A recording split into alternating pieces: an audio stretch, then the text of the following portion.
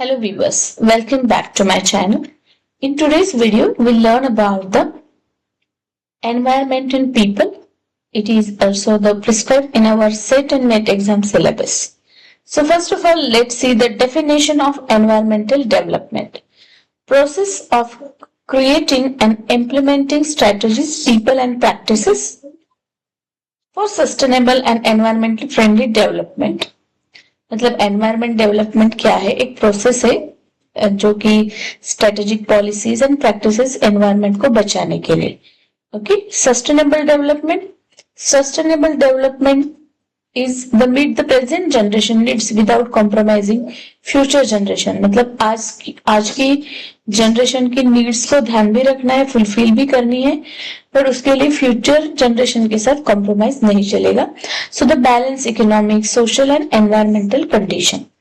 So environmental assessment that is a development project evaluate potential like the conservation and preservation of the environment. So उसमें हमेशा जो question आता है millennium development goals MDG है ना, इसमें अलग अलग गोल पूछे भी जाते हैं. सो MDG जो है, MDG एस्टेब्लिश हुआ था UN in 2000. एड्रेस मतलब इसको एक global issue with the specific target for the 2015. Detail goal और टारगेट क्या है? तो पहला गोल देखो, एमडीजी के गोल पे क्वेश्चन आता है. So eradicate extreme poverty and hunger. पहला गोल ये है, मतलब एक्सट्रीम पॉवर्टी एंड हंगर को इरेडिकेट करना. दूसरा, अचीव यूनिवर्सल प्राइमरी एजुकेशन, मतलब सब जगह कंप्लीट गर्ल्स एंड बॉयज है तो कंपल्सरी प्राइमरी एजुकेशन. नेक्स्ट, तीसरा गोल है, तो याद कैसे रखेंगे इसे? देखो, पहला आएगा हंगर, हंगर के बाद कंपल्सरी एजुकेशन. देन प्रमोट, तीसरा gender equality and empower women. Then reduce child mortality, चौथा है वो जो हमारे reduce under 5 mortality rate by 2/3. Okay, then reduce infant mortality also. पांचवा एमडीजी गोल है improve mental health, reduce that maternal mortality ratio and achieve the universal access to reproductive health care. 6 goal है combat with HIV, AIDS, malaria या other जैसे disease है उसे combat करना, उससे बचना, लड़ना उससे. 7वां गोल है इंश्योर एनवायरमेंटल सस्टेनेबिलिटी. तो मतलब जैसे कि एमडीजी के जो गोल है उसमें क्वेश्चन ऐसा बन जाता है कि दैट पॉवर्टी एंड हंगर जो है कितने नंबर का गोल है? तो गोल नंबर फर्स्ट है. गोल नंबर 2 प्राइमरी एजुकेशन है. गोल नंबर 3 जेंडर इक्वालिटी है. Goal number 4 reduce child mortality है. 5 मेंटल हेल्थ को इंप्रूव करना. 6 डिजीज से डील करना. Then ensure environmental sustainability, 7th goal. And 8वां गोल है develop a global particular that is a partnership. Okay, so it is another goal. So here, develop a global partnership for a development. Then transition to the sustainable development goal, SDG. अब MDG हो गए, now transition of the SDG in 2015. Okay, now built in MDG achievement and expanded scope, including the 17 goals and the 169 targets. और ये हमें कब तक achieve करने हैं? 2030 तक हमें अचीव करने हैं. तो हम सस्टेनेबल गोल्स की बात करेंगे. पहले हमने देखे थे एमडीजी, देखो that is millennium development goal, MDG. इसमें कितने गोल्स थे टोटल? तो इसमें टोटल हमारे 8 गोल्स थे. अब हम देख रहे हैं सस्टेनेबल डेवलपमेंट गोल यानी कि SDGs. तो पहला है UN conference on sustainable development Rio +20, UN conference sustainable development जो held in Rio de Janeiro Brazil from 20 to 22 June. दूसरा है इसमें UN general assembly open working group OWG. इसमें क्या करना है? Propose a document in July 2014 contain 17 goal इसमें थे. Goals approved by the general assembly. Okay, फिर है global development agenda SDG framework period 15 to 30 that is promote the sustainable practices globally. फिर आता है डिटेल गोल्स एंड टारगेट। पहला goal उसमें no poverty, से नो पॉवर्टी, जीरो हंगर। तीसरा good health and wellbeing. चौथा क्वालिटी एजुकेशन। पांचवा gender equality.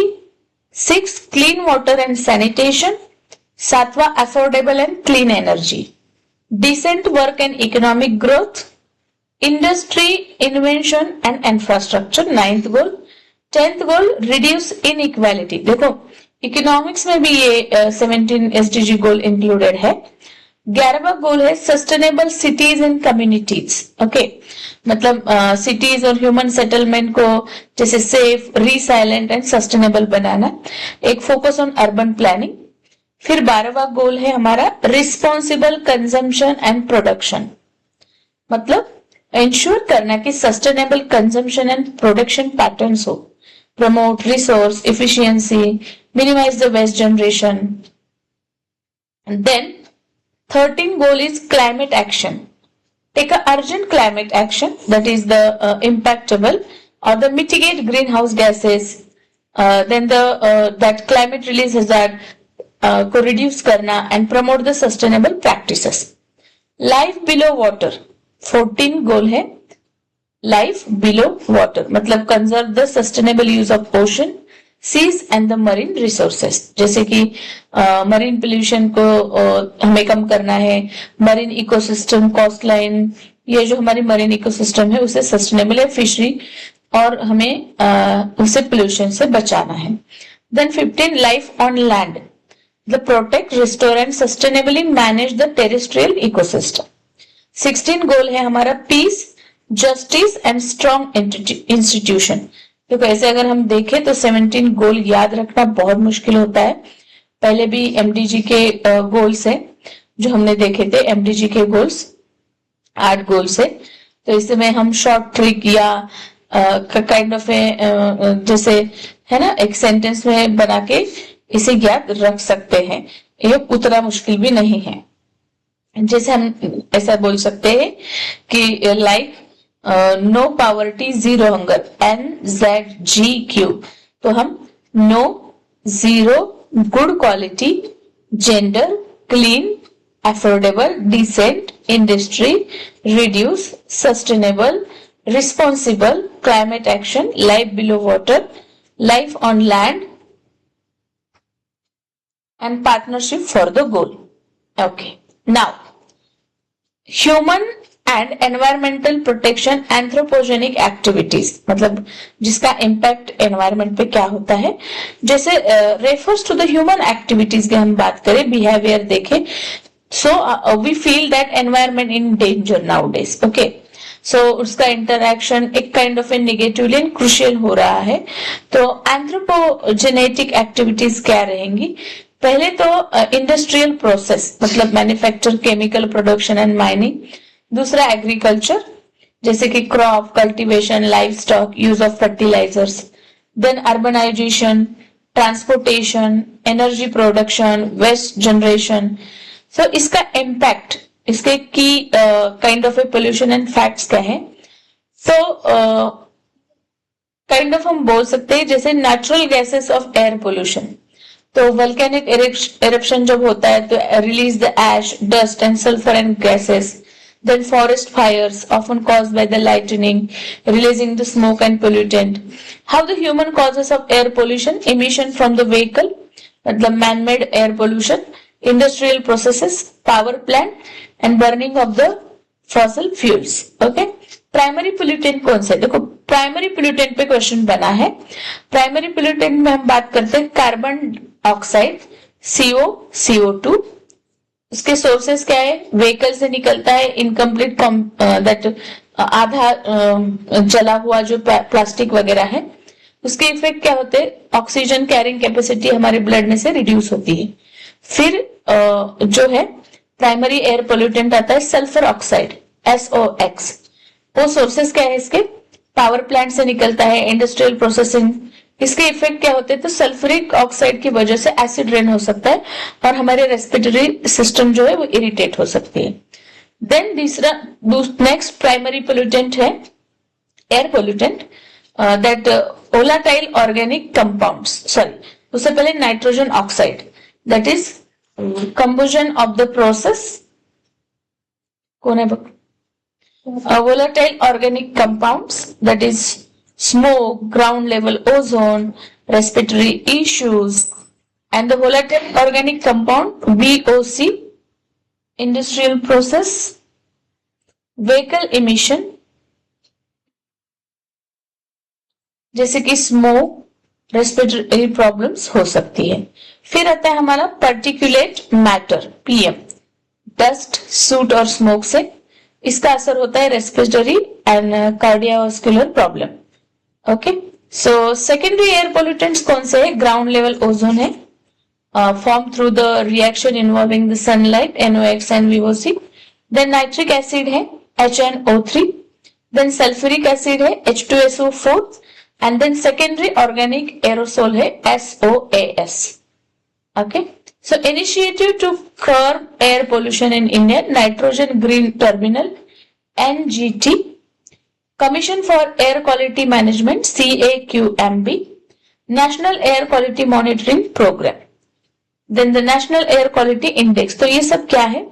Initiative to curbs, okay, in India।